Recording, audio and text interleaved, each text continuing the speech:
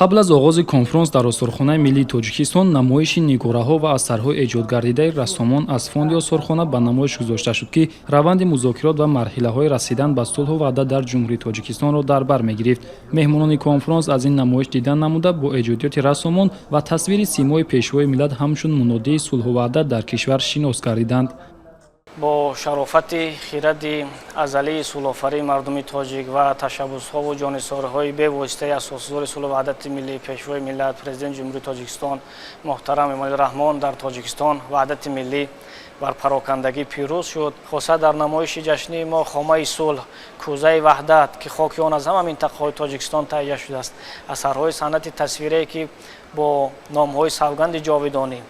сулҳ ҳадафи асосист ки аз ҷониби рассомони гуногун дар солҳои гуногун тасвир шуданд, онҳо ба таври васеъ бори нахуст ба намоиш бароварда шуданд. ҳамзамон дар намоиши ҷашнии мо як адад ҷоми кумитаи ҷавонони тоҷикистон пешниҳод шудааст ки ин ҷом ба тозагӣ ба осорхонаи миллии тоҷикистон ворид шуд ва бори нахуст мо ин ҷомро ба намоиш баровардем ки ин хоки ин ҷом, гилмояи ин ҷом низ аз хоки 68 шаҳру ноҳияҳои тоҷикистон таҳия шудааст ва ҳамчун рамзи муттаҳидии ҷавонони тоҷикистон он ба тозагӣ ба осорхонаи миллии тоҷикистон эҳдо шуд ва он дар ин намоиши ҷашнӣ ҳамчун рамзи муттаҳидии ҷавонони кишвар ба намоиш бароварда шудааст.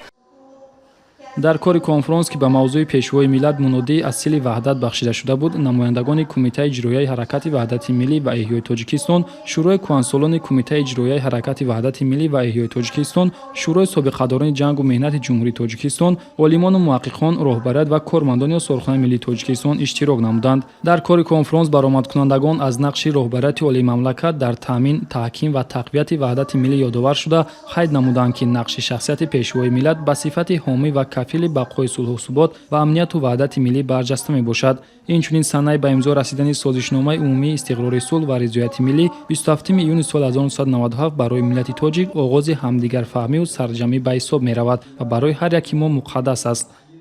барои хурду бузурги кишвар ҷашнгирии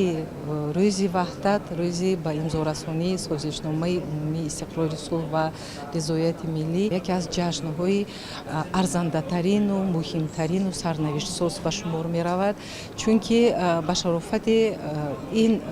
санаи рӯзи муборак, ин санаи муборак тоҷикистониён ба сулҳи комил расиданд ва зиндагии мардум бо маром мана имрӯз ба зиндагии шоиста ноил гардиданд. сипас дигар баромадкунандагон ки дар замони имзои ин созишнома вазифаҳои роҳбарикунандаро бар дӯш доштанд, доир ба мақому манзилати ваҳдати миллӣ дар таҳкими истиқлолияти давлатӣ ва ҳифзи асолату ҳувият аз нигоҳи таърихию назариявӣ нуқтаҳои ҷолибро пешкаши иштирокчиён намуданд.